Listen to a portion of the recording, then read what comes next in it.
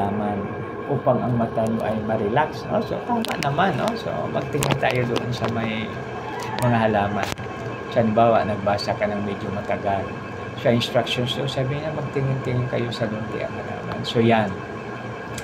So, isa yan sa mga paraan. No? At isa sa mga strategy sa ating community vision. So, dahil kahit na mas maganda po nga dito sa atin dahil kahit na ano siya, no? Kahit masikip na nagawan pa rin ang paraan na magkaroon ng buhay na halaman. No?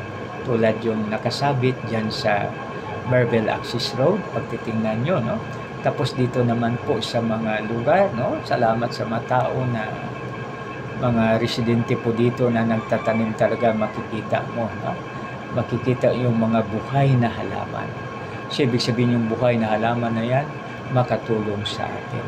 Pag doon naman po tayo makatingin sa C5, makikita naman ang magandang doon, no?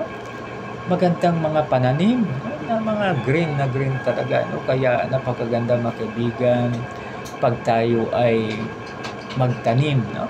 So, isa kasi yan sa mga tinatawag natin na makatulong sa isang barangay na magkaroon ng community vision. So, of course, mayroon sa kalinisan, parang tinatawag natin na clean and orderly. Tapos may mga pananim, no? Hindi lang pananim. So, ang iba naman, ang style nila po ay gulay instead na ornamental plants and ilagay gulay. No? So, depende po, no? Kung gulay naman, maganda rin dahil halimbawa, magtanim ng malunggay. Pagtanim ng malunggay para pag gising sa umaga, pag banang ulam, kahit lagyan mo po yan ng itlog, no? So, at saka malunggay, maganda na, masarap na. No? So, ibig sabihin, mayroon po akong kakilala, ang nilalagay niya, halimbawa, konting isda, tapos mayroon siyang tanglad, tapos mayroon malunggay, no? So, dahil sa tanglad naman, ay mayroon ng medicinal value, no? Pag tayo ay high blood, no? Kasi yung aking kaibigan, sabi niya, alam mo kaibigan, no? Parang nagkakain ako ng tinula araw-araw dahil yung aking hininga ay tanglad na yung amoy, no? So, di ba mabango naman po ang tanglad, no? So, yun, no? So, isa yun sa mga tinatawag natin na sa vision community, yung magtanim. Magtanim tayo ng lalong mapaganda ang ating kapaligiran, maayos na pamumuhay. Yun siya, no? So, ibig sabihin yan, mga kaibigan, na isa rin po doon ay yung sharing others' burden. No? So, nakalagay din po sa moral na gabay na ibig sabihin yung magtulungan. No? So, halimbawa, mayroong problema yung ating kapitbahay. No? Ito yung kanyang problem. No? So, pag halimbawa, ang problema niya ay halimbawa, pag i-monetize natin yung kanyang problema ay halimbawa, 5,000, no? So, 5 kapitbahay niya lang yun, sold na. No? O sabi na, kapitbahay number 1, no? Pera mo na ng 1K, number 2, 1K, number 3, 1K, number 4, 1K, number 5, 1K. So, balit, maganda rin na ito ay babayaran para makatulong naman ulit. No?